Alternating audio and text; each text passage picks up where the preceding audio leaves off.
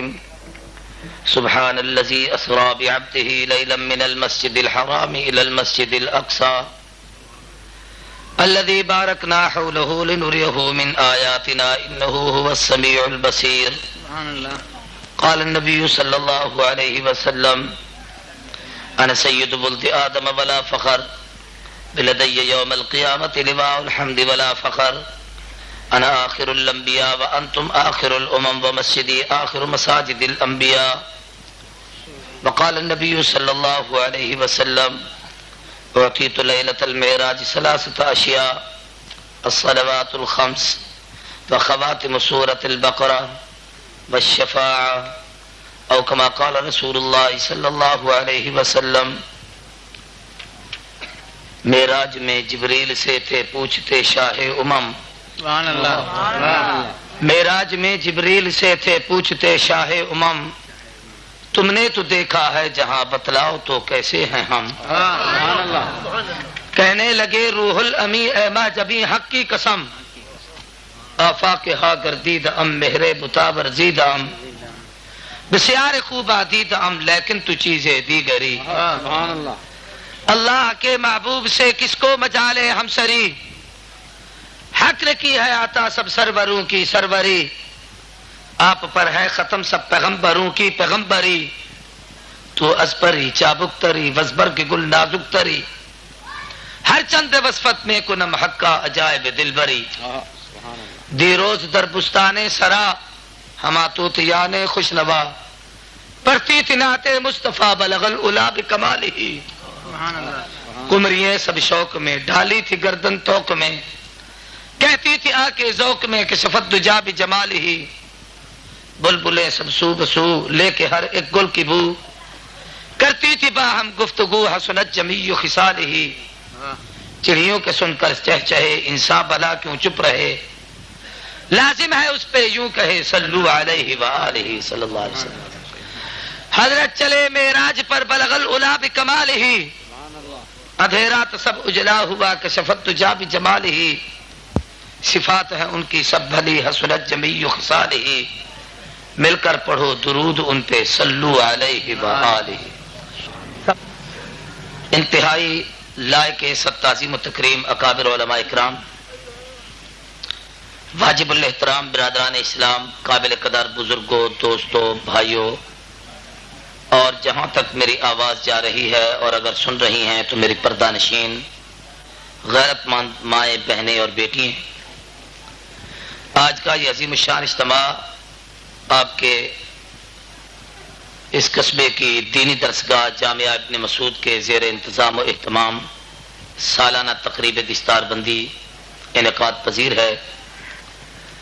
مولانا تابانی اور ان سے پہلے اکابر و اسلاف کی نشانی حضرت اقدس مولانا محمد الطاف صاحب دامت برکاتہم اللہ علیہ کا سیرت سیدنا ابن مسعود پر پرمغز پربقار با کمال جامع بیان ہم سب کے دلوں کی جلا کا ذریعہ تھا.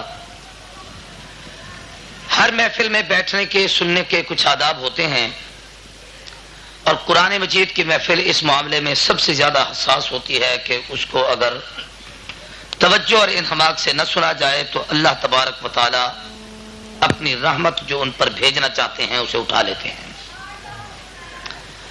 اس لیے اس محفل کے آداب میں ایک تو سب سے بڑی بات یہ ہے کہ جب تک دعا نہ ہو کوئی دوست ادھر ادھر اٹھنے کی جانے کی کوشش نہ کرے.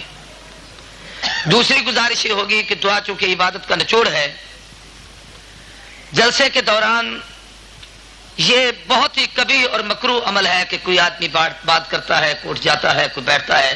مجھ سے پہلے فاضل خطیب کی کتنی اچھی گفتگو ہو رہی تھی. آپ کی اس بے اکرامی کی وجہ سے میں نے محسوس کیا ہے کہ ان کی طبیعت پر بھی بوجھ پڑا اور اثر ہوا ہے. اس لیے میرے ہر کلمہ پڑھنے والے مسلمان سے یہ درخواست ہے کہ اللہ کے قرآن کے ادب کو پیش نظر رکھتے ہوئے با ادب گفتگو سنیں. جلسے کے منتظمین سے میری یہ درخواست ہوگی کہ جتنے دوست ادھر ادھر پھر رہے ہیں ان کو یا تو جلسہ گاہ میں بیٹھنے کی ترغیب دیں ورنہ کم از کم 4 دیواری سے باہر نکال دیں.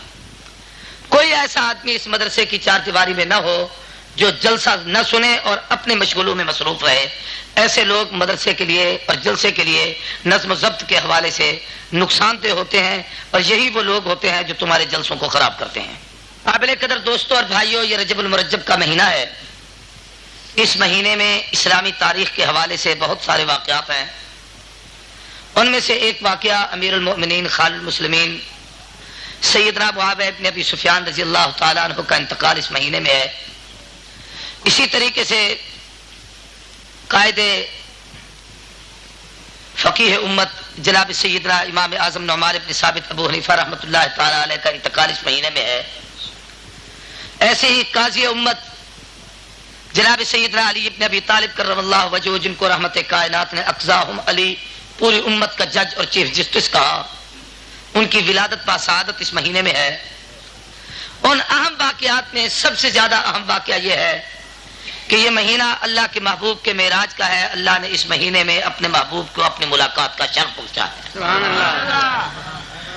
ان تمام واقعات کو بیان کرنا میرے بس کی بات نہیں، اس لیے کہ مجھ سے پہلے جو فاضل تقریریں کر چکے ہیں ان میں ہمارے حضرت اقدس مولانا قاری محمد ارشد صاحب نے سیرت امام اعظم نعمان بن ثابت ابو حنیفہ کے حوالے سے گفتگو کی، ایک فاضل نے سیرت امیر معاویہ کے حوالے سے گفتگو کی، اسی طریقے سے حضرت شیخ نے عبداللہ ابن مسعود رضی اللہ تعالیٰ عنہ کی عظمت پر گفتگو کی ہے۔ تو میں مناسب سمجھتا ہوں کہ محبوب کی سیرت کا تذکرہ معراج کی مناسبت سے تھوڑا سا ہو جائے۔ اونچی آواز سے کہیے سبحان اللہ۔ ایک بات یاد رکھیں، میری تقریر میں بچے کم بولیں، بڑے زیادہ بولیں۔ کیا کہیں گے؟ سبحان اللہ۔ سارے بڑے کہیں اونچی آواز سے معراج کے حوالے سے۔ سوئے ہوئے لوگ نہیں ہوئی، یہ بالکل بے اکرامی اور بدتمیزی ہے کہ اللہ کا قرآن ہو رہا ہے اور تم یہ اٹھاؤ داڑھی والے اٹھ کے بیٹھو، کیا بدتمیزی ہے؟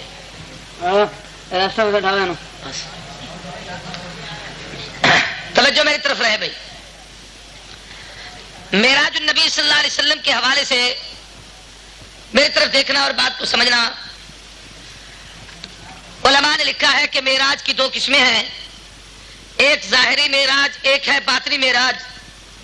معراج کا معنی ہے عروج اور بلندی پہ جانا، ایک ظاہری بلندی ہوتی ہے، ایک باطنی بلندی ہوتی ہے۔ ظاہری معراج یہ ہے کہ آپ حضرات بھی بیٹھے ہیں، سٹیج کے علماء اور یہ بزرگ بھی تشریف فرما ہیں، بیٹھے آپ بھی ہیں، بیٹھے یہ بھی ہیں، ظاہراً جو عروج اور بلندی پر ہے، آپ نیچے بیٹھے ہیں، یہ ظاہری معراج ہے۔ باطنی معراج یہ ہوتا ہے کہ استاد بھی چٹائی پہ بیٹھا ہے، شاگرد بھی اسی چٹائی پہ بیٹھا ہے، پیر بھی اسی زمین پر بیٹھا ہے، مرید بھی اس کے ساتھ اسی جگہ پہ بیٹھا ہے، امام بھی اسی مصلی کے قریب زمین پہ بیٹھا ہے، مقتدی بھی مسجد پہ زمین پہ بیٹھا ہے، بیٹھے دونوں زمین پر ہیں، استاد بھی وہی، شاگرد بھی وہی، پیر بھی وہی، مرید بھی وہی، باپ بھی وہی، بیٹا بھی وہی، بیٹھے تو ایک ساتھ ہیں، آمنے سامنے ہے، لیکن یہ ساری دنیا جانتی ہے جو مقام استاد کا ہے وہ مقام شاگرد کا نہیں ہے، یہ پوری دنیا جانتی ہے جو حیثیت امام کی ہے وہ حیثیت مقتدیوں کی نہیں ہے، یہ پوری کائنات جانتی ہے کہ جو عظمت باپ کو اللہ نے عطا کی ہے وہ بیٹا اس کی عظمت کا مقابلہ نہیں کر سکتا۔ اللہ نے اپنے محبوب کو دونوں قسم کے معراج عطا کیے، ظاہری معراج بھی عطا کیا، باطنی معراج بھی عطا کیا۔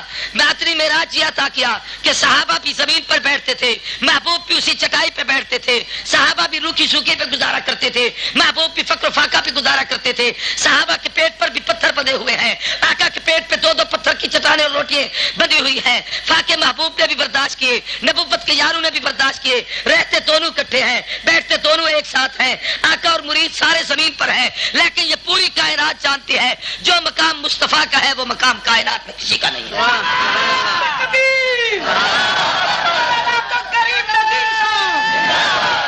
باطنی معراج توجہ سے سمجھنا، یہ تو تھا۔ ظاہری معراج یہ ہے کہ آدم سے عیسیٰ تک 1,24,000 فرش پہ بیٹھے ہیں، اللہ کے محبوب عرش پہ پہنچے ہیں۔ اب ایک نقطہ اور سمجھو، ہر نبی کا معراج زمین پہ، آمنہ کے در یتیم کا معراج عرش بری پہ، اس کی حکمت کیا تھی؟ علماء نے لکھا ہے جس کی جہاں حکومت ہوتی ہے وہ افسر اپنے علاقے کی سیر کرتا ہے، دیکھتا ہے.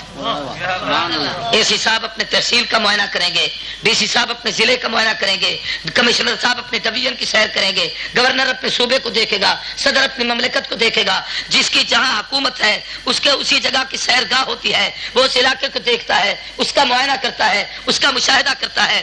آدم کی نبوت بھی زمین پر، اس کا معراج و سیر بھی زمین پر، نوح کی نبوت بھی زمین پر، معراج بھی زمین پر، ابراہیم کی نبوت بھی زمین پر، معراج بھی زمین پر، یوسف، یونس، زکریا، دانیال، الیاس، الجسا، ذوالکفل، شیش و ادریس، ان تمام انبیاء کی نبوتیں بھی زمین پر، معراج بھی زمین پر. مگر جب باری آئی آمنہ کے لال کی، صاحب جمال و کمال کی، محبوب ذوالجلال کی، فخر الرسل کی، ہادی سبل کی، مولا کل کی، شاہ جبل کی، ختم الرسل کی، امام الاولین والآخرین کی، راحت للعاشقین کی، مراد المشتاقین کی، محبوب رب العالمین کی. میرے آقا کا معراج زمین پر، آقا کی نبوت زمین پر بھی ہے، عرش بری پر بھی ہے، اس لیے محبوب کا معراج زمین پر بھی ہے، عرش بری پر بھی ہے. پھر ایک بات اور سمجھیں، ہر نبی کا معراج زمین پر بصورت امتحان. لفظ یاد کرو، بصورت امتحان. یہ آپ کی ایک بہت بڑی دینی درسگاہ ہے، جامعہ ابن مسعود، اور اس صحابی کی مناسبت سے ہے جس کو حضور نے پوری امت کا فقیہ کہا ہے. بلکہ ایک روایت بڑی عجیب ہے، حضور نے فرمایا جو کچھ تمہیں ابن مسعود دے اس سے لے لیا کرو، اس لیے کہ وہ اپنی طرف سے کوئی چیز نہیں دیتا، تمہیں وہ ہر چیز دے گا جو میں محمد اسے دے رہا ہوں. توجہ سے بات کو سمجھنا. فرمایا اس کا کہا ہوا میرا کہا ہوا ہوگا، اس لیے اس پہ اعتماد کرنا. مجھ سے پہلے حضرت نے وہ حدیث بیان کی کہ ابن مسعود صاحب السواق والنعلین، حضور صلی اللہ علیہ وسلم کا مسواک، حضور کا تکیہ، رحمت کائنات کی جوتی مبارک، آپ کے وضو کا پانی کا سامان حضرت ابن مسعود اٹھایا کرتے تھے. میں زندگی میں ایک دفعہ اگر حضرت درخواستی کی جوتی میں نے سیدھی کی ہوں تو پوری دنیا کو کہتا ہوں میں وہ خوش نصیب ہوں کہ حضرت درخواستی کی جوتی میں نے سیدھی کی تھی. میں وہ حضرت بنوری ایک مرتبہ میں طالب علم ہوتا تھا، پڑھتا تھا مدرسے میر شاہ میں، وہاں تشریف لائے تو ہمارے مدرسے کے جو محتمم تھے وہ دیوبند کے فاضل عالم تھے، مولانا محمد عثمان. انہوں نے حضرت بنوری کی جوتی سیدھی کی تو میں سوچتا تھا یہ کتنا بڑا عالم ہوگا کہ میرا محتمم جس کی جوتی سیدھی کر رہا ہے. اور تم کسی عالم کی ایک دن جوتی اٹھاؤ، پوری زندگی ناز کرو. ابن مسعود تیرے تقدس کو سلام، جس نے 23 سال تک نبوت کی جوتیوں کو سیدھا کیا ہے. پہلی صف کے نمازی تھے ابن مسعود. اللہ کے نبی کی نماز کو جتنا قریب سے اس نے دیکھا ہے دنیا میں کسی نے نہیں دیکھا. اور جب بھی کوئی بات فرماتے تو فرمایا کرتے تھے الا اصلی بکم صلاۃ رسول اللہ، کیا میں تمہیں حضور کی نماز نہ پڑھ کے دکھاؤں؟ میں تمہیں نبی کا عمل نہ اس حوالے سے سمجھاؤں؟ میں تمہیں پیغمبر کا طریقہ نہ اس حوالے سے دکھاؤں؟ ابن مسعود نے ہر وہ بات کہی جو اللہ کے نبی نے اس کو سکھائی ہے. اس لیے بڑے بڑے اجلہ صاحب، اور ایک عجیب بات بتا رہا ہوں، جب کوفہ پہلی دفعہ آباد ہونے لگا، یہ بھی دشمنوں کی وبا ہے کہ ہر بات پہ کہتے ہیں کوفہ، کوفہ تو بغاوت کا شہر ہے، کوفی لا یوفی، کوفی لا یوفی. یہ کسی بدماش کی کہاوت ہوگی، کسی بے دین کی کہاوت ہوگی. ابو جہل کس شہر میں رہتا تھا؟ مکہ میں. پریشان ہو گئے یار، بولو نا. مکہ میں. مکہ فضیلت کا شہر ہے یا بدبختی کی جگہ ہے؟ فضیلت کا شہر ہے. کیوں؟ ابو جہل رہتا تھا پھر بھی افضل ہے. بولو بھائی. بھائی پھر بھی افضل ہے. لاکھوں ابو جہل اکٹھے ہو جائیں، یاد رکھنا مکہ اللہ کے انوارات و تجلیات کا مرکز ہے، رسول اللہ کی ولادت کا مسکن ہے، محبوب کی آمد کا شہر ہے. اس لیے نبی کی نسبت سے ہم دیکھیں گے، ہمیں ابو جہل کی نسبت کی ضرورت نہیں. ہاں ابو جہل کے گھرانے والے اس کی نسبت سے دیکھیں.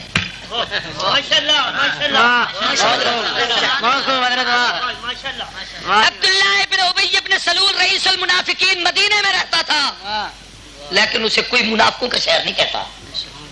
ہر آدمی مدینہ کو پیغمبر کی نسبت سے دیکھتا ہے کہ جس کی جس سے نسبت ہو وہ اسی نسبت کی لاج کر رکھتے ہیں.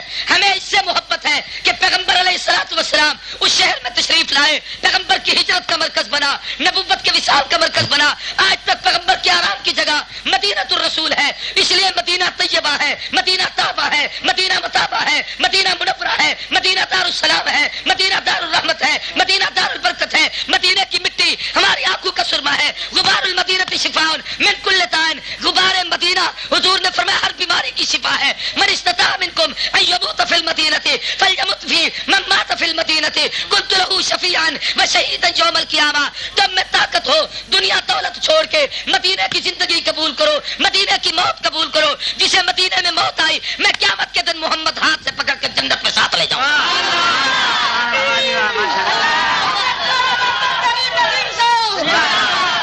مسئلہ سمجھو، مسئلہ مدینے کی عظمت محبوب کی نسبت سے یا ابن ابی کی، عبداللہ ابن ابی ابن سلول کی بدبختی کی وجہ سے مدینے کو برا کہو گے؟ بھائی جو ابن ابی کے یار ہوں وہ اس نسبت سے اس کو یاد کریں. ہم تو محبوب کے غلام ہیں، مدینے کو نبی کی نسبت سے یاد کریں. اب میرا جملہ نوٹ کرو، توجہ سے بات کو سمجھنا. ایک دعا محبوب نے کعبے کی چوکٹ کو پکڑ کر مانگی، اللہ عمر دے. نبی نے مانگا تو عمر فاروق اعظم آیا. تاریخ گواہ ہے کہ ایک دعا علی ابن ابی طالب نے مانگی تھی، نبی کی دعا میں فاروق اعظم آیا، علی کی دعا میں امام اعظم آیا ہے. یہ موضوع اور ہے، میں تقریر میں رات پہ کروں گا، درمیان میں بات آ گئی اس لیے کہہ رہا ہوں. اب فاروق اعظم نے سب سے پہلے بنیاد رکھی تھی اس کوفے شہر کی، اور وہاں کے لوگوں نے کہا ہمیں کوئی معلم دیں جو دین سکھائے. آئے آئے عمر بن خطاب رضی اللہ تعالیٰ نے فرمانے لگے، لوگوں عبداللہ ابن مسعود کی ضرورت تو مدینے کو ہے. اس سے بڑا فقیہ امت میں کوئی نہیں، لیکن چونکہ وہ نیا شہر آباد ہو رہا ہے، وہاں منافقوں کی نظریں بہت زیادہ ہیں، وہ گڑبڑ کرنا چاہتے ہوں گے، اس لیے میں ابن مسعود کو بھیج رہا ہوں تاکہ وہ شہر میں کسی منافق کو جرأت نہ ہو وہاں پر گڑبڑ کرنے کی. ابن مسعود سے دین سیکھنا، یہ وہی دین سکھائے گا جو مدینے میں محمد رسول اللہ نے سکھایا. بنیاد رکھی حضرت عمر نے، وہاں علم کی شمع جلائی ابن مسعود نے. اور جب علی ابن ابی طالب کا دور آیا، حضرت علی نے امت کی ضرورت سمجھی کہ میں اس مدینے کے مرکز کو کوفے میں منتقل کر دوں تاکہ وہاں کے لوگوں کو علم دین پورے طریقے سے پہنچایا جا سکے. تو پھر علی ابن ابی طالب نے اس کو پروان چڑھایا ہے. اب کوفہ عمر کی دعاؤں کا مرکز، ابن مسعود کی فقاہت کا مرکز، علی کی شجاعت اور خلافت کا مرکز. جب یہ تینوں چیزیں اکٹھی ہوئی، اللہ نے چوتھا آدمی پیدا کیا جس کا نام نعمان ابن ثابت ابو حنیفہ تھا، جو عمر ابن خطاب کی عدالت اس کے سینے میں تھی، ابن مسعود کی فقاہت رب نے اس کے سینے میں رکھی، علی کی شجاعت اور قضا اس کے سینے میں رکھی. ان تمام چیزوں کا مرکز امام اعظم کے سینے میں آیا. ابو حنیفہ نے کوفے کو عظمت دی ہے.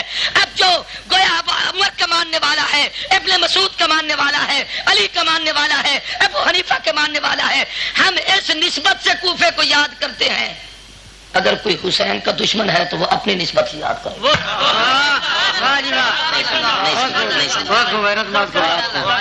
آپ کو پتا ہونا چاہیے کہ خارجی اکثر کوفی لا یوفی کہتے ہیں. کوفے پہ تنقید کرتے وہ ہیں جو حسین پہ تنقید کرتے ہیں. کبھی آپ اس کی تہ میں جائیں، ان لوگوں سے تحقیق کریں تو تمہیں پتہ چلے گا. سب کا معراج زمین پر، حضور کا معراج آسمان پر. میں جو بات سمجھانا چاہتا ہوں اس کی طرف آؤ. سب کو معراج یہاں کیوں، آقا کا معراج وہاں کیوں؟ ایک تو یہ بات میں نے ابھی بتائی، اس لیے کہ جس کی جہاں نبوت وہاں معراج. ان کی نبوت زمین پر، ان کو معراج زمین پر. آقا کی نبوت زمین پر بھی، عرش بری پر بھی، تو حضور کا معراج زمین پر بھی، عرش بری پر بھی. اب اگلی بات سمجھو. ہر نبی کا معراج زمین پہ بصورت امتحان. سارے کو بصورت امتحان. یہ مدرسہ ہے، اس میں امتحان ہوا ہے. یہ انعام رکھے ہیں جو ان بچوں کو ملیں گے جو آج امتحان میں کامیاب ہوئے ہیں. پاس تو سارے ہو جاتے ہیں، کامیاب تو سارے ہوتے ہیں، لیکن کچھ بچے ایسے بھی ہوتے ہیں جو ٹاپ کرتے ہیں، جو پوزیشن لیتے ہیں. نہیں، جو ڈویژن ٹاپ کرتے ہیں. اور اگر ہمارا وفاق ہو تو پورے ملک میں پوزیشن لیتے ہیں. اب اتنا بڑا عظمت والا جب کوئی بچہ ہو تو اس مدرسے کی ناموری کا سبب بنتا ہے. پھر مدرسے والے قاری عبدالرزاق صاحب کہتے ہیں, علماء کہتے ہیں کہ جی ایک تقریب رکھنی چاہیے. اللہ نے ہمیں کتنی سعادت بخشی, ہمارا بچہ کتنا باعظمت ہے. علاقے کے لوگوں کو اکٹھا کرتے ہو, افسران کو جمع کرتے ہو, ذمہ داروں کو اکٹھا کرتے ہو, عوام الناس کو اکٹھا کرتے ہو, علماء کو اکٹھا کرتے ہو. حضرت مولانا الطاف صاحب جیسے بزرگ اور نیک صالح اور جناب عمر رسیدہ بزرگوں کو اکٹھا کرتے ہو. بھائی پیر قاری جمیل الرحمان اختر صاحب لاہور سے تشریف لائے, بھائی مولانا گلزار صاحب تشریف لائے. یہ سارے کے سارے کس لیے آ رہے ہیں؟ ہم ان کو وہ دکھانا چاہتے ہیں یہ کون ہے جس نے ٹاپ کیا ہے. یہ آج کی محفل ان بچوں کے لیے سجائی ہے جنہوں نے اول پوزیشن حاصل کی ہے, پہلا انعام حاصل کیا ہے. اس کے لیے ساری محفل منعقد کی گئی ہے. امتحان میں کامیاب تو سارے نبی ہوئے. جس نے جب امتحان دیا, جب وہ کامیاب ہوا, اللہ نے اس کو وہی کہا تو اپنے امتحان میں کامیاب ہے. اللہ کا یہ کہنا انعام ہے. جیسے کوئی بچہ اچھا سنا جائے, استاد کہتا بیٹے بہت اچھا, بہت خوب سنایا, بڑا کامیاب ہے. ابھی اس کو نمبر بتائے نہیں, اس کا اعزاز لوگوں کے سامنے نہیں کیا, بچہ مطمئن ہو گیا کہ میں کامیاب ہوں.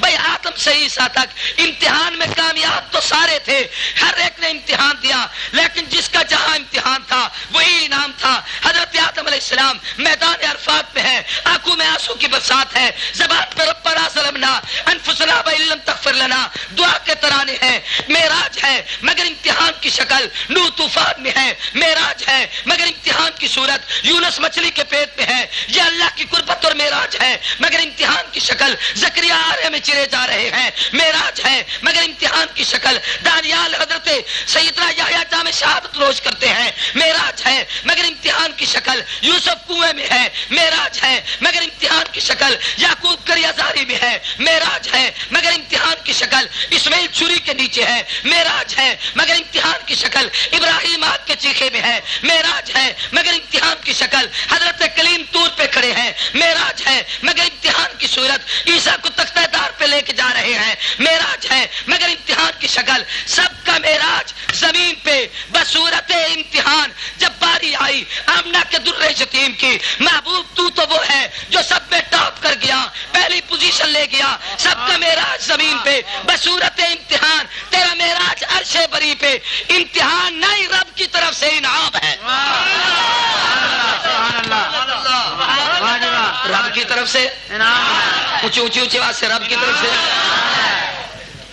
اب ایک بات اور سمجھو بھائی, معراج پہ تو تقریر نہیں ہو رہی, کروں گا آج نہیں پھر کبھی. آج یہ مقدمہ بنا رہا ہوں معراج کا. پچھلے سال میرا موڈ بڑا تھا معراج پہ تقریر کرنے کا جب میں آیا تھا, لیکن اس وقت تمہارے پاس اور بڑے بڑے لوگ تھے, اس لیے مجھے وہاں اس وقت ٹائم نہ مل سکا, میں نہ بول سکا. آج آپ نے مجھے ٹائم دیا ہے تو کچھ تو کہوں گا انشاءاللہ, باقی باتیں آئندہ.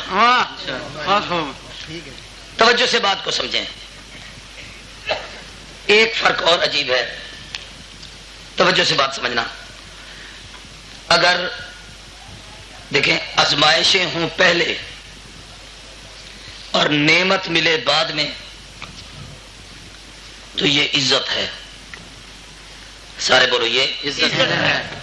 اور اگر انعام ہو پہلے اور پھر صدمات آئیں بعد میں تو ظاہری طور پر آدمی پریشان ہوتا ہے, یہ ذلت ہے. حکومت ہے, کرسی ہے, اقتدار ہے, جس کو چاہتا ہے پولیس مقابلوں میں مرا دیتا ہے, جس کو چاہتا ہے رگڑ دیتا ہے. اب اسی آدمی کو پکڑا جائے, ایئرپورٹ پہ اترتے گرفتار کر لیا جائے, ہاتھوں میں ہتھکڑی ہوں, پاؤں میں چولان ہو, جیل کی کوٹڑی ہو, مچھر ڈس رہے ہوں, پھر ملک بدر ہو رہا ہو, یہ عزت نہیں ذلت ہے. بات سمجھ آ رہی ہے؟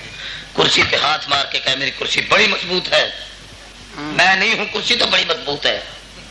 رات کو یہ کہہ رہا ہو, صبح کو جیل کی کوٹڑی میں کھڑا ہو, تختہ دار پہ لٹک رہا ہو, یہ عزت نہیں ذلت ہے. اور اگر یوں ہو کہ بھائی پکڑ رہے ہیں, جنگل میں لے جا رہے ہیں, تھپڑ مار رہے ہیں, کپڑے اتار رہے ہیں, کنویں میں ڈال رہے ہیں, قافلے گزرتے ہیں, کنویں سے نکالتے ہیں, مصر کے بازاروں میں بکتا ہے, 7 سال تک جیل کی کوٹری میں رہتا ہے, اب نکل کر جب تخت خلافت میں بیٹھا تو عزت ہے. بے شک. سمجھ آ رہی ہے کہ نہیں آ رہی بات؟ پہنچ گئے؟ تھوڑا سا اور قریب آ جاؤ. کیا توجہ سے بات کو سمجھیں. اللہ اکبر کبیرہ. آزمائش پہلے انعام بعد میں. قانون بھی یہی ہے. امتحان پہلے انعام بعد میں. حضور اکرم صلی اللہ علیہ وسلم کی مکی زندگی ساری امتحانات کا خلاصہ ہے. کتنی آزمائشیں آئیں اس وقت میں ان کو کھولوں تو رات صرف اسی مصائب پہ گزر جائے گی. آپ کو ساحر کہا گیا, مجنون کہا گیا, دیوانہ کہا گیا, مزمم کہا گیا, راستے میں کانٹے بچھائے گئے جس میں اتھر پہ اوجری ڈالی گئی. صدمات سے آپ دو چار ہوئے, تکلیفوں کی اخیر اور انتہا ہو گئی. عجیب و غریب قسم کے واقعات پیش آئے. حضور فرمایا کرتے تھے, لوگوں جتنی مجھے اللہ کے راستے میں ستایا گیا مجھ سے پہلے کسی نبی کو بھی اتنا نہیں ستایا گیا. اور بڑی عجیب بات ہے, حضور سے پہلے جو نبی گزرے ہیں علماء نے لکھا ہے ایسے پیغمبر گزرے ہیں جن کو قرآن نے کہا یقتلون النبیین بغیر الحق, ان کو ناحق قتل کرتے. قرآن کہتا ہے, حدیث میں ہے, حضور نے فرمایا قیامت کے دن ایسے نبی بھی آئیں گے. ایک پیغمبر ہوگا, ایک امتی ہوگا, ایک نبی ہوگا, دو امتی ہوں گے, ایک نبی ہوگا, چار امتی ہوں گے, ایک نبی ہوگا, 8 امتی ہوں گے. ایسے نبی بھی کھڑے ہوں گے کہ اکیلا نبی ہوگا, امتی کوئی بھی نہیں ہوگا. ایک روایت اور عجیب ہے, حضور نے فرمایا انبیاء پہ اتنی مشکلات آئیں, توجہ سے سمجھنا. فرمایا ان کے جسموں سے کپڑے اتار کر لوہے کی کنگھیوں میں گرم کر کے, لوہے کی کنگھیوں کو آگ میں تپا کر گرم کر کے ان کے جسموں کو چھیلا گیا. اتنے صدمات آئے لیکن پیغمبر استقلال و استقامت کا پہاڑ بن کر رہے. آقا فرماتے ہیں مجھ پہ سب سے زیادہ صدمے آئے ہیں. اب میں حضور کے صدمات کو بیان کروں, خدا گواہ اب تڑپ جائیں گے. شیب ابی طالب کی گھاٹی میں حضور 3 سال قید رہے. 3 سال. کتنے سال؟ 3 سال. کہاں پہ؟ شیب ابی طالب. یہ کیا شیب ابی طالب؟ چاروں طرف پہاڑ تھے. کیا تھے؟ پہاڑ. درمیان میں مسلمانوں کو بند کر دیا گیا. یہ اس دور کے اتحادیوں کا فیصلہ تھا کہ مسلمانوں کو پہاڑوں میں بند کرو, ان کو باہر نہ نکلنے دو. نہیں سمجھو میری بات, سمجھ آئی؟ سمجھ گیا ماشاءاللہ. اور جس وقت آقا ہجرت کر کے چلے گئے کچھ, اور جس وقت آقا ہجرت کر کے چلے گئے کچھ مسلمان حبشہ کی طرف, کچھ مدینے کی طرف, تو ابو جہل کہتا تھا کہاں ہے؟ ہم نہیں کہتے تھے کہاں ہے. اور اسی ابن مسعود کو اس ابو جہل نے تھپڑ مارا تھا. ابو جہل حضرت سیدنا عبداللہ ابن مسعود 9 عمر تھے, بچے تھے جب یہ نے اسلام قبول کیا, 7-8 سال کی عمر تھی. روتے ہوئے رسول اللہ کے پاس آئے اور آ کر کارگزاری سنائی. اور اس وقت کا ابو جہل کہتا تھا ہم نہیں کہتے تھے ہماری طاقت مانو, جیسے ہم چاہتے ہیں ویسے کرو. کہاں ہے؟ کرو تلاش, ملتے ہیں کہیں. انعام کا لالچ دیا کہ 2 جو غاروں میں گئے لبو تلاش کرو ان کو. اس دور کے انعام والے بھی بڑے تھے, انعام لینے کے لیے بڑی تلاش کے لیے نکلے تھے, لیکن جو 2 کٹھے گئے ان کو نہ ملے.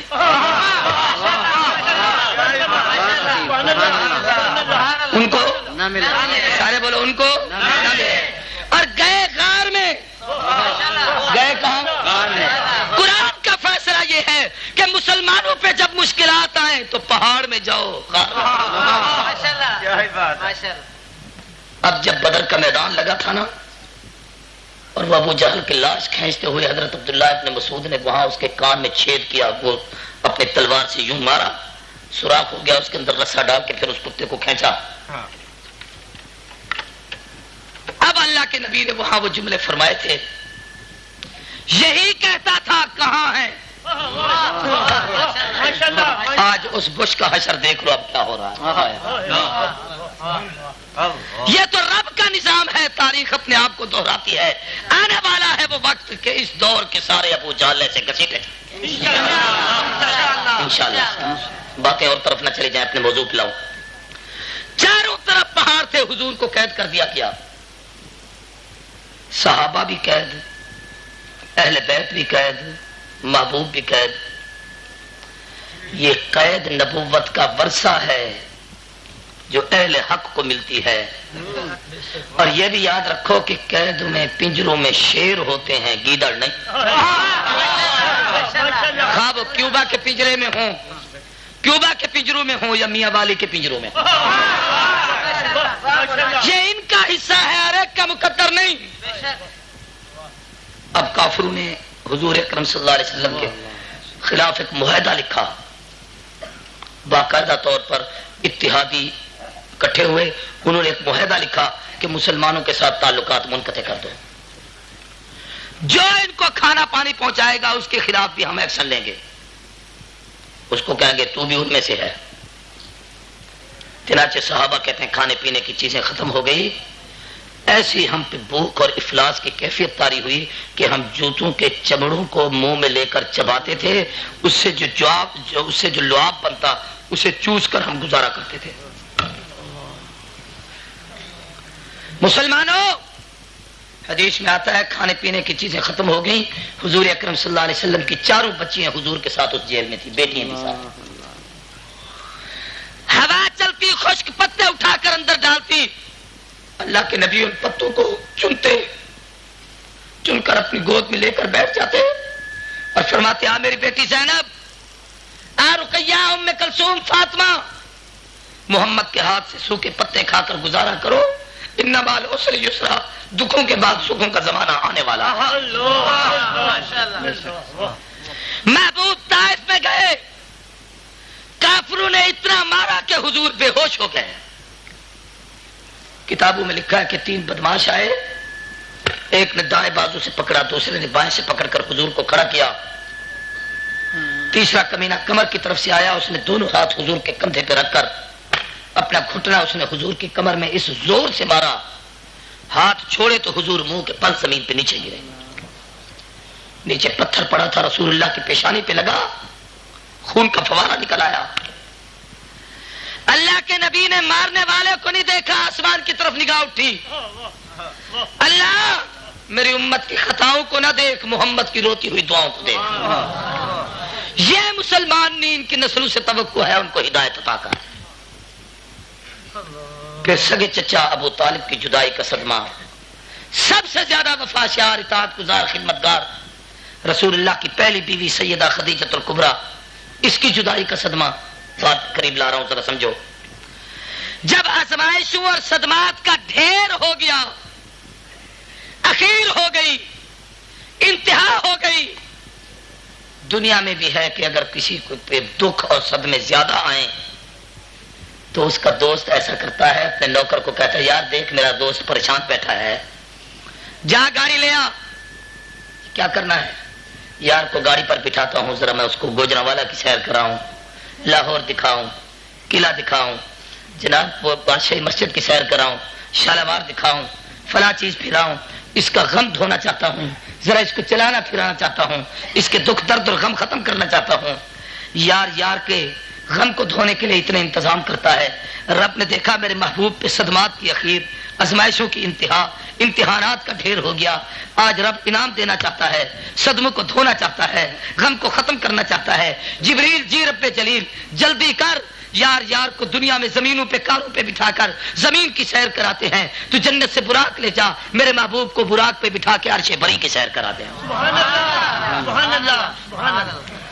یہ وہ حکمتیں تھیں جن کی خاطر اللہ نے آقا کو معراج کی سعادت بخشی. ایک بات سمجھو بھائی، علماء نے لکھا ہے حضور کے معراج کے 3 حصے ہیں. کتنے؟ 3. یہ جو سفر معراج ہے، سفر معراج، اس کے 3 حصے ہیں. پہلا حصہ زمین کا، مسجد حرام سے مسجد اقصی تک. دوسرا حصہ آسمانوں کا، جو مسجد اقصی سے سدرۃ المنتہا تک. تیسرا حصہ عرش اولی کا، جو سدرۃ المنتہا سے عرش اولی تک. معراج کے متعلق دنیا میں 3 قسم کے عقیدے ہیں.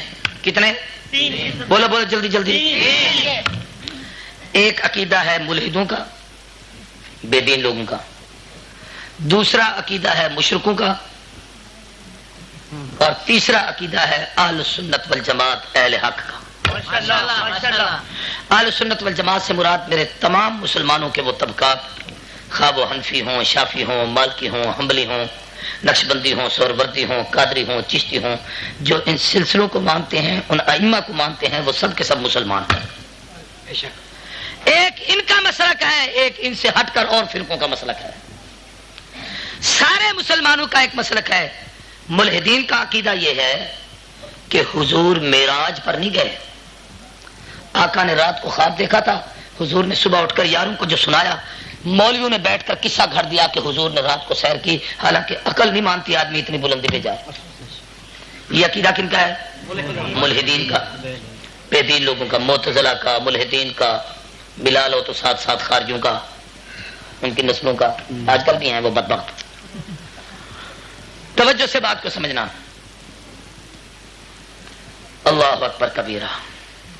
خاص کام جہاں پاک کی کتاب لکھی گئی ہے اس میں بھی ان ملحدوں کا ذکر ہے. وہ کیا ہے آخر حق پر کا. توجہ کریں. دوسرا عقیدہ مشرک کا ہے. وہ کیا ہے؟ کہ معراج پر تو گئے ہیں لیکن انسان اوپر نہیں جا سکتا. اس لیے جب زمین پر تھے تو انسان تھے، جب آسمانوں پہ گئے تو پھر کیفیت بدل گئی، پھر ملکی شکل آئی، یعنی فرشتے بن کر اوپر گئے. اور جب سدرہ سے اوپر جانے کا وقت آیا تو وہاں پہ جبریل بھی رک گیا. اب اوپر حق کی صفت غالب ہو گئی، الہی شکل اختیار ہو گئی. اس میں اور اس میں فرق نہیں رہا. سارے کو استغفر اللہ. جوا سے اہل سنت والجماعت کا عقیدہ، علماء دیوبند کا عقیدہ، احناف کا عقیدہ، مالکیوں کا عقیدہ، شافیوں کا عقیدہ، حنبلیوں کا عقیدہ، میرے پیر قادریوں کا عقیدہ، نقشبندیوں کا عقیدہ، سہروردیوں کا عقیدہ، چشتیوں کا عقیدہ، علماء دیوبند کا عقیدہ، میرے مشائخ کا عقیدہ یہ ہے کہ میرے آقا اس جسم اطہر انسانی کے ساتھ جیسے مکے کی دھرتی پر تھے اسی طریقے سے آقا آسمانوں پہ گئے، جیسے آسمانوں پہ تھے اسی طریقے سے رب کی قربتوں پہ عرش بری پہ پہنچے. اگر معاذ اللہ الیاذ باللہ نبی کا جسم بدل گیا ہے کہ یہاں پہ اور ہے، آسمانوں پہ اور ہے، وہاں پہ فرشتوں کی شکل ہے، تو پھر وہ معراج نہیں. اس لیے کہ جبریل روزانہ آتا جاتا ہے، اس کے آنے جانے کو کسی نے معراج نہیں کہا. پھر نبوت کا کمال تو نہ ہوا، وہ تو اس جسم کا کمال ہے جو لے کے جا رہا ہے. اس لیے عقیدہ یہ ہے کہ یہ میرے نبی کا کمال ہے. پیغمبر اس بلندی پہ پہنچے ہیں، حتیٰ کے بعد ظاہر کہہ دیتے ہیں نوری لباس پہنا گیا، نوری پگڑی باندھی گئی، نوری جوتا پہنا گیا. یہ بات نہیں. اس کا معنی یہ ہوگا کہ پھر نور کی وجہ سے اوپر گئے. نہیں نہیں، یہ میرے نبی کی عظمت ہے کہ مکے کے موچی نے جو جوتی بنائی ہے وہ نبوت کے قدموں کے تلووں میں آئی ہے. وہاں کے درزی نے جو کپڑا سیا ہے وہ نبوت کے جسم پہ آیا ہے. یہ کپڑا اور جوتی اتنی باعظمت بنی کہ نبی سے تعلق کی وجہ سے عرش پہ پہنچی ہے. اب سمجھو، آج کل اتحاد کا دور ہے، کسی کے خلاف کوئی بات نہیں کہنی. اور میں ویسے بھی پاکستان میں واحد اصلاحی مبلغ ہوں جو کوشش کرتا ہوں کہ وعظ و نصیحت میں اصلاح کی باتیں کروں، تنقید کی نہیں. حالات بھی ویسے ایسے ہیں کہ کسی کو کچھ نہیں کہنا چاہیے. تو نہ ہم نے ملحدوں کے خلاف کوئی بات کرنی ہے، نہ مشرکوں کو کچھ کہنا ہے، لیکن اپنے عقیدے کے دلائل بیان کرنا یہ تو میرا حق ہے. بات سمجھ آ رہی ہے کہ نہیں آ رہی؟ بھائی میری دلیل کیا ہے میرے عقیدے کی کہ حضور وہاں گئے؟ قرآن نے جب معراج شروع کیا تو سب سے پہلے کہا سبحان. اونچی آواز سے کیا کہا؟ زور سے بولو. آج آپ تقریر کس موضوع پہ سن رہے ہیں؟ جی اچھا، آپ کو جو بات پسند آتی ہے تو آپ کیا کہتے ہیں؟ زور سے بولو. اللہ کو پتا تھا کہ ابن مسعود والے جب سنیں گے تو سبحان اللہ کہیں گے، میں معراج کرا کہ کیوں نہ سبحان کہوں. اس لیے فرمایا سبحان، پاک ہے اللہ. سارے کو کیا ہے؟ اونچی بات سے کیا ہے؟ علماء سے نہیں، آپ سے سوال ہے، کس سے پاک ہے؟ شرک سے پاک، ہر چیز. شرک سے پاک کا معنی بھی اللہ شرک کرتا ہے؟ یہ عجیب سوال بھی، شرک سے پاک ہے؟ ہاں بھائی، ہر چیز کا کیا معنی ہے؟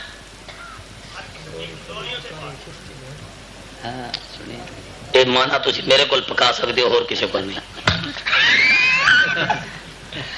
اللہ جزائے خیر دے آپ کو، بڑا زبردست مانا بتایا۔ ایک مولوی صاحب نے ترجمے لکھا ہے، ترجمے میں کہ اللہ ہر عیب سے پاک، اس میں کوئی شک نہیں کہ اللہ عیب سے پاک ہے، لیکن عیب اور چیز ہے، کمزوری اور چیز ہے۔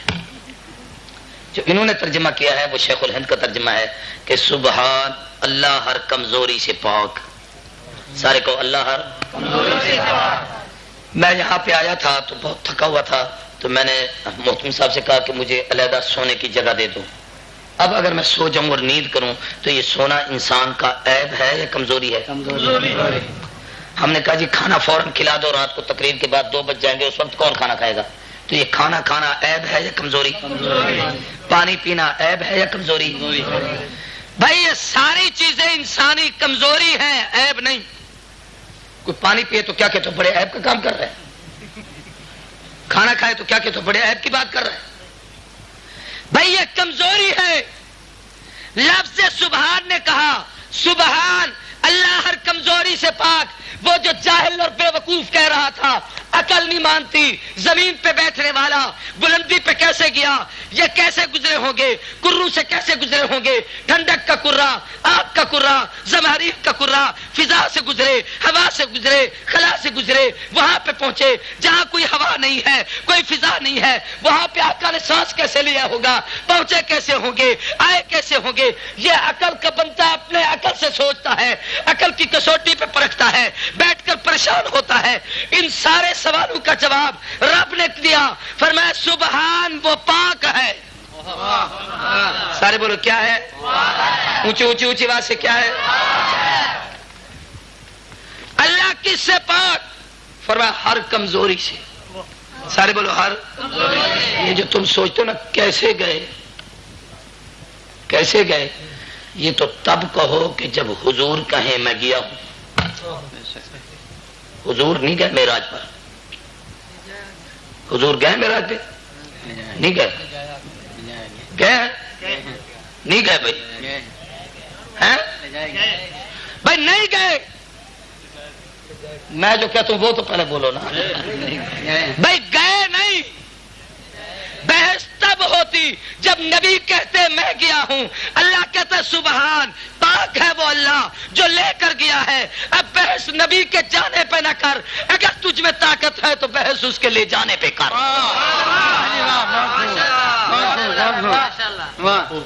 اللہ تو کیسے لے کر گیا؟ اس نے کہا جس نے تجھے گندے سے پانی کے قطرے پہ اتنا بڑا انسان بنایا، اس نے محمد کو عرش بھی دکھایا ہے۔ کیسے لے کے گیا؟ کہا جو آدم کو جنت سے زمین پہ لا سکتا ہے وہ محمد کو زمین سے عرش بری پہ بھی لے جا سکتا ہے۔ کیسے لے کے گیا؟ توجہ سے بات کو سمجھنا۔ فرمایا جو عیسیٰ کو زندہ آسمانوں پہ بٹھا سکتا ہے وہ محبوب کو عرش بھی دکھا سکتا ہے۔ سبحان۔ کیا کہا؟ سبحان۔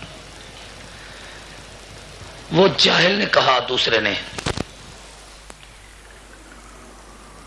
رب نو عشق لڑیا تے سدیا اس نا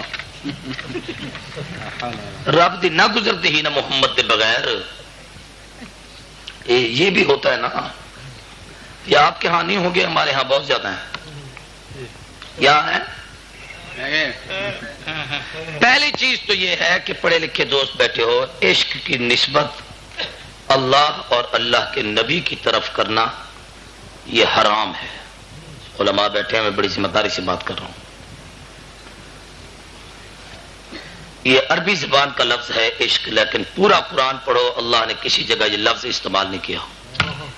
یحبونہم کحب اللہ والذین آمنوا اشد حبا للہ انہ لحب الخیر لشدید والقیت علیک محبتا منی۔ قرآن نے محبت کا لفظ استعمال کیا ہے، عشق کہیں نہیں استعمال کیا۔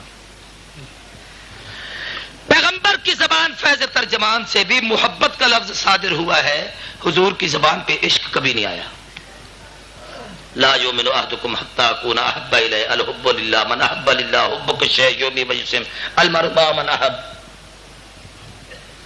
تو محبت اللہ کو بھی پسند، اللہ کے نبی کو بھی پسند۔ عشق اتنا کبھی بھیڑا اور گندا لفظ ہے، نہ اللہ کو پسند ہے نہ رسول اللہ کو پسند ہے۔ معاشرے میں بھی یہ اتنا گندا لفظ ہے کہ شریف آدمی استعمال نہیں کرتا۔ میں ایک لفظ کہتا ہوں، مجھے حضرت اقدس مولانا قاری جمیل الرحمان صاحب اختر سے محبت ہے، یہ لفظ صحیح ہے یا غلط ہے؟ صحیح ہے۔ مجھے بھائی ضیاء القاسمی سے محبت ہے، یہ صحیح ہے یا غلط ہے؟ صحیح ہے۔ مجھے قاری گلزاد صاحب سے محبت ہے، اونچی بات سے بولو، یہ صحیح ہے یا غلط ہے؟ صحیح ہے۔ میں کہتا ہوں ایک بچہ بیٹھا ہو، میں کہوں اس بچے سے مجھے محبت ہے، یہ صحیح ہے یا غلط ہے؟ صحیح ہے۔ مجھے اپنے بیٹے سے محبت ہے، یہ صحیح ہے یا غلط ہے؟ صحیح ہے۔ مجھے اپنی بیٹی سے محبت ہے، یہ صحیح ہے یا غلط ہے؟ صحیح ہے۔ مجھے اپنی ماں سے محبت ہے، یہ صحیح ہے یا غلط ہے؟ صحیح ہے۔ مجھے اپنی بہن سے محبت ہے، زور سے بولو، صحیح ہے یا غلط ہے؟ صحیح ہے۔ مجھے اپنے دوست سے محبت ہے، یہ صحیح ہے یا غلط ہے؟ مجھے اپنے استاد سے پیار اور محبت ہے، یہ صحیح ہے یا غلط ہے؟ استاد کہتا ہے مجھے شاگرد سے محبت ہے، یہ صحیح ہے یا غلط ہے؟ یہ سارے لفظ صحیح، اس لیے کہ لفظ پاکیزہ استعمال ہو رہا ہے۔ اگر تم میں سنجیدگی ہے تو غور سے سوچو، اس کی جگہ عشق کا لفظ استعمال کر کے دیکھو۔ کوئی شریف کہے گا مجھے اپنی ماں سے، کوئی کہے گا مجھے اپنی بہن سے، کوئی کہے گا مجھے اپنی بیٹی سے، بولو یار، کوئی حتیٰ کہ میاں بیوی کا کتنا لطیف و نفیس رشتہ ہے، وہاں محبت کا ایک عروج ہوتا ہے، لیکن وہاں پر بھی شریف کبھی نہیں کہتا مجھے بیوی سے عشق ہے، وہ بھی وہاں یہ کہتا ہے مجھے اپنی بیوی سے بڑی محبت ہے۔ اس سے بھی بڑا دنیا میں کوئی جاہل ہوگا جو کبھی نبی کو خدا کا عاشق بناتا ہے، اللہ کو نبی کا عاشق بنا دیتا ہے، اور کبھی خود کہتا ہے میں عاشق رسول ہوں۔ اسے کہو تو اپنی ماں کے لیے تو عشق کا لفظ نہیں استعمال کرتا، بہن بیٹی کے لیے تو نہیں کرتا، بھائی باپ دوست کے لیے تو نہیں استعمال کرتا، نبی کے لیے کرتا ہے، تجھے کہتے ہوئے شرم نہیں آتی؟ ہمارے اکابر حضور کے محب ہیں، سارے بولو کیا ہے؟ اونچی آواز سے۔ اچھا جو عاشق ہیں حضور کے ہاتھ کھڑا کریں، سارا مجمع سمجھدار ہے، مبارک ہو آپ کو، آپ کا جلسہ کامیاب ہو گیا۔ جن کو حضور سے محبت ہے ہاتھ کھڑا کریں۔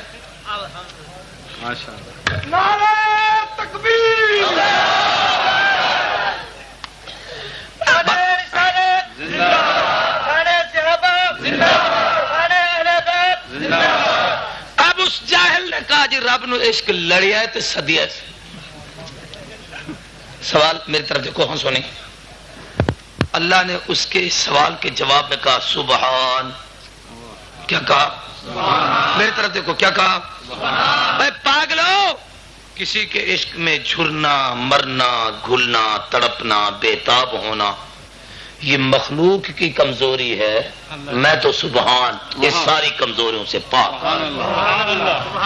اے اللہ پھر لے کیوں گئے؟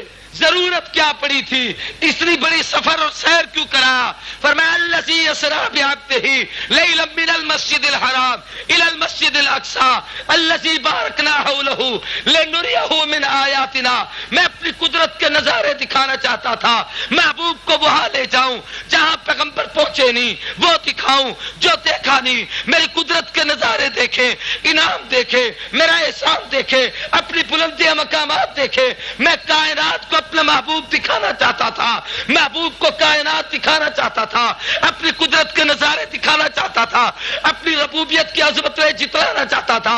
میں نے اس لیے سیر کرائی تاکہ دنیا کو پتا چلے کہ مصطفیٰ اللہ کے محبوب کتنے ہیں اور پھر اللہ کی قدرت کے نظارے کائنات میں کتنے ہیں۔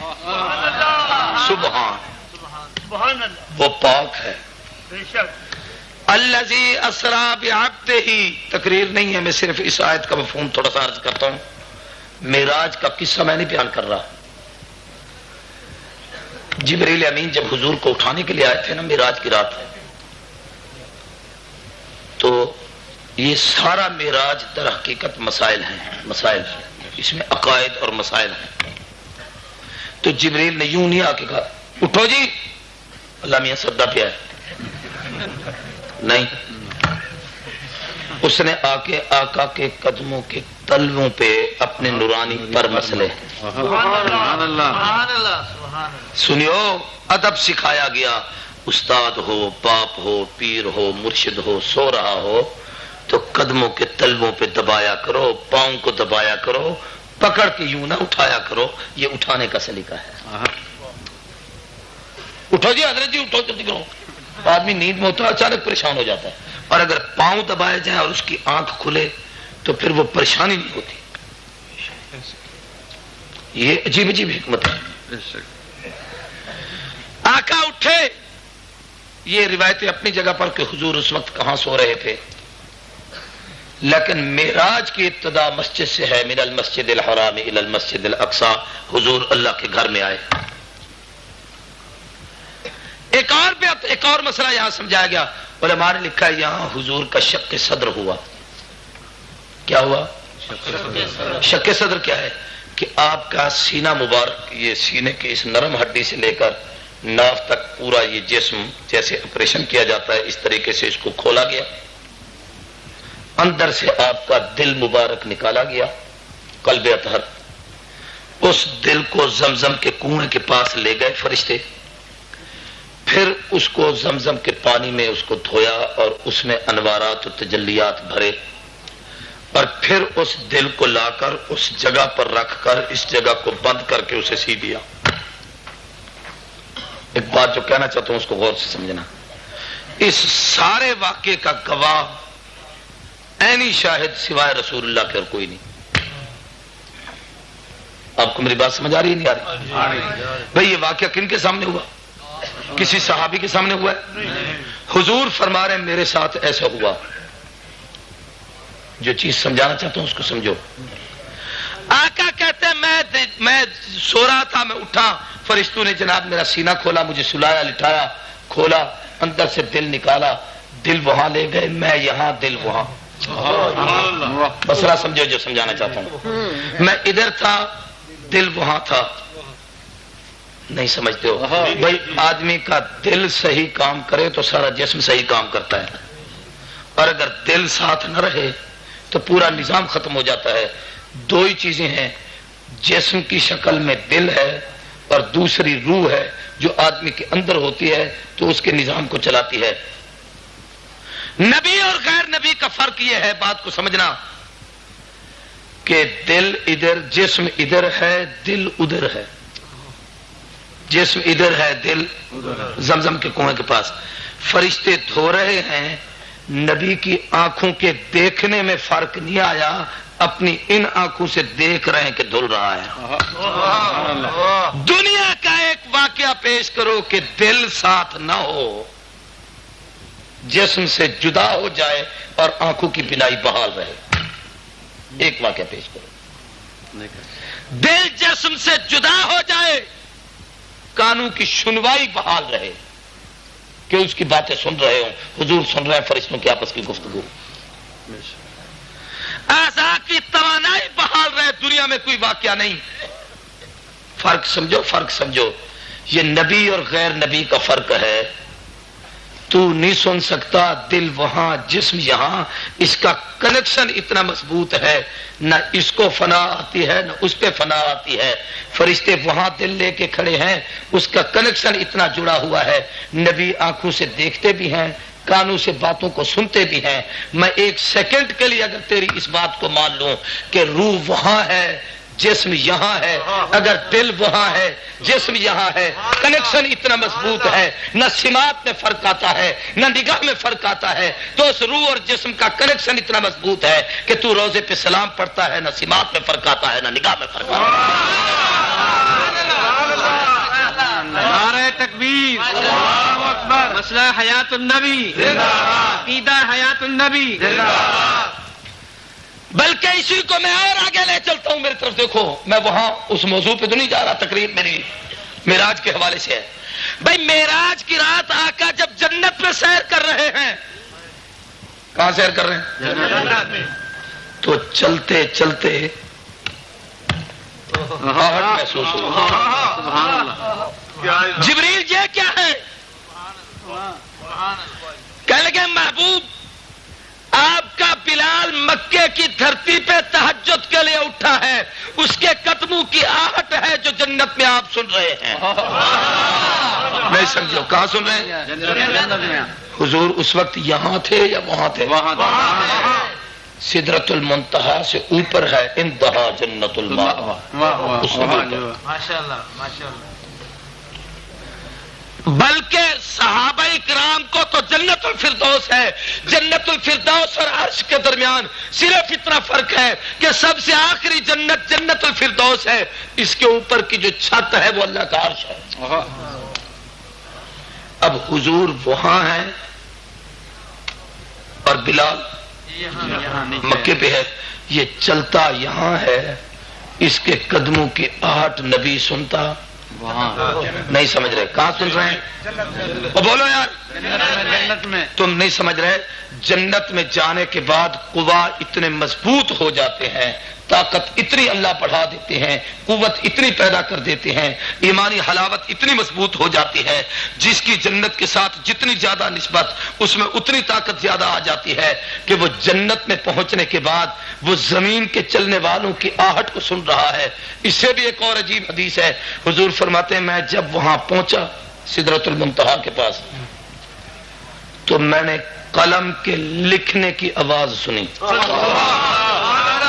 قلم ہے، قلم دکھائیں، قلم دے دے دے ویسے دے دے. واہ کمگی ہے. چلو قلم. اب میں یہ قلم لے کر کاغذ پہ لکھوں، چلو یہ ہے، میں اس کاغذ پہ لکھوں تو قلم اور کاغذ جب یہ آپس میں جڑتے ہیں تو آواز ہوتی ہے کہ نہیں؟ وہ سنتے ہیں آپ؟ نہیں. لکھنے والا نہیں سنتا. یہ قلم اور کاغذ جڑیں تو اس کی آواز میں اور آپ نہیں سنتے، نبی سنتے ہیں. نہیں سمجھ رہے ہو؟ اس آواز کو نبی سن رہے ہیں، اس آواز کو میں اور آپ نہیں سنتے. جنت میں جانے کے بعد قوا اتنی مضبوط ہے کہ مکے پہ دل چلنے والے کی آواز حضور اس جنت میں سنتے ہیں. اس لیے فرمایا ما بین بیتی و منبری روضۃ من ریاض الجنہ، یہ جنت کا ٹکڑا ہے. اور جب جنتی جنت میں چلا جائے تو مکے کا قدموں کی آہٹ وہاں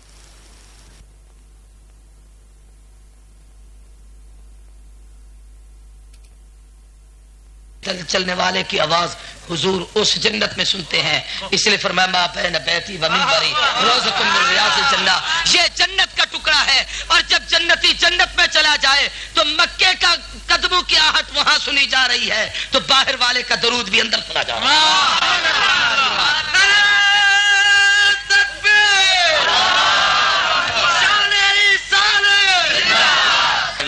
جبریل امین نے حضور صلی اللہ علیہ وسلم کو جگایا تو میں یہ موضوع تو بڑا لمبا ہے، ایک عقدہ یہاں بتانا چاہتا ہوں.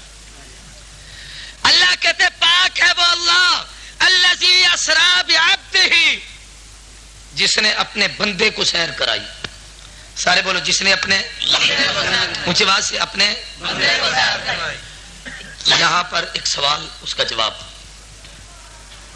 سوال یہ ہے کہ اپنے بندے کو کہا، اپنے رسول کو نہیں کہا، اپنے نبی کو نہیں کہا، اپنے حبیب کو نہیں کہا، حالانکہ حضور حبیب بھی ہیں، رسول بھی ہیں، نبی بھی ہیں.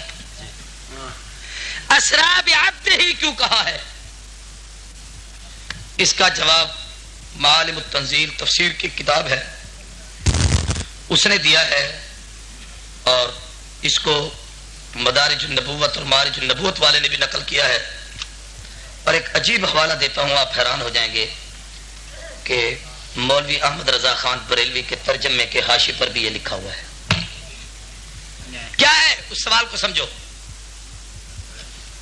سوال یہ ہے کہ محبوب جس وقت معراج میں اللہ کی قربت میں پہنچے، میری طرف دیکھیں، بس ادھر ادھر نہ دیکھیں، کوئی گل نہیں، وہاں پہنچے جہاں کوئی نہیں پہنچا. سارے کو وہاں پہنچے جہاں کوئی نہیں پہنچا. معراج کی رات وہاں پہنچے جہاں کوئی نہیں پہنچا. کوئی نہیں پہنچا کہ کیا مانا؟ کوئی انسان بھی نہیں پہنچا، کوئی فرشتہ بھی نہیں پہنچا. حضور فرماتے ہیں لی مع اللہ وقت لا یسعنی ملک مقرب ولا نبی مرسل. میں اللہ کی اس قربت پہ پہنچا جہاں کوئی نبی بھی نہیں پہنچا، کوئی فرشتہ بھی نہیں پہنچا. اب سمجھو، معراج کی رات اس جگہ جہاں اور کوئی نہیں، صرف محبوب تھے یا اللہ تھے؟ دو ہی تھے، تیسرا بولو بولو، دو تھے، تیسرا کوئی نہیں تھا. سمجھو یار، دو ہوں، اکیلے ہوں، تنہا ہوں، محب اور محبوب ہوں، پھر لیلان رات کو ہوں. اب دو اکیلے تنہا رات کو کٹھے اب آپس میں بیٹھے ہوں، میری طرف دیکھو بھائی، تو رات کو بڑی پیار کی باتیں ہوتی ہیں. یہ معراج پیار کی باتیں ہیں نا، اس لیے میں آپ کو سنا رہا ہوں. اکیلے بیٹھ کر آدمی بہت ساری باتیں کرتا ہے آپس میں. اب وہ آدمی جب خلوت سے اٹھ کر جلوت میں جائے تو لوگ پوچھتے ہیں جی آپ نے کیا باتیں ان سے کی؟ کچھ باتیں ایسی ہوتی ہیں جو لوگوں کو بتانے کی ہوتی ہیں. یار ان کو کوئی انسان ہے، درندے خاموش ہو کے نہیں بیٹھتے، کیا بدتمیزی ہے؟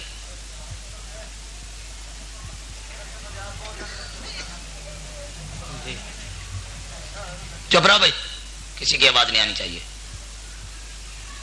اللہ کے نبی کا تذکرہ کر رہا ہوں، تمہاری باتیں اتنی قیمتی نہیں ہیں. اور جس نے ایسی بےہودگی کرنی ہو نکل جائے مجمع سے باہر.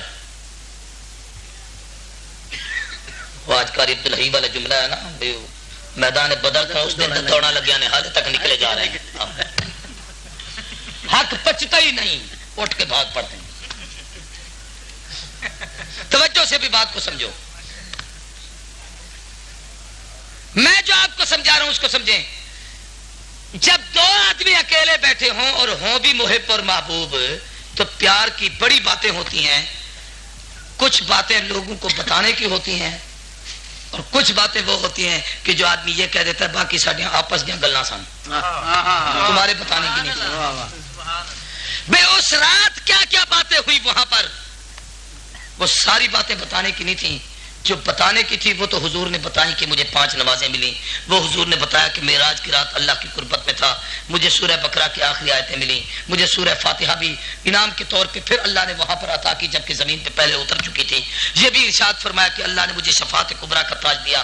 فرمایا میں نے وہاں پر انوارات و تجلیات دیکھی، اللہ کی طرف سے ادر منی یا حبیبی کی آواز آئی، میں نے صدیق اکبر کی آواز سنی، میں نے عمر بن خطاب کا بنگلہ دیکھا، میں نے بلال کے قدموں کی آہٹ سنی، میں نے جنت کے یہ مناظر دیکھے، میں نے یہ کیفیات جو بتانے کی تھی ساری بتائیں. اس کے علاوہ اور کیا تھا سمجھو، اور کیا تھا؟ تو قرآن نے اس پر کہا فَأَوْحَا إِلَىٰ عَبْدِهِ مَا أَوْحَا، جو اس نے چاہا اپنے بندے کو دیا. اس نے لیا، یا دینے والے کو پتا یا لینے والے کو پتا. قرآن ہی چپ ہے، نہیں بتاتا کیا دیا کیا لیا، میں کیسے بتاؤں؟ ماں جو چاہا بھائی. پر میں کہتا ہوں اگر تمہیں بتانا ہوتا تو ان کو بلایا کیوں تھا؟ بھائی وہاں کچھ خاص دینا تھا اس لیے تو وہاں بلایا.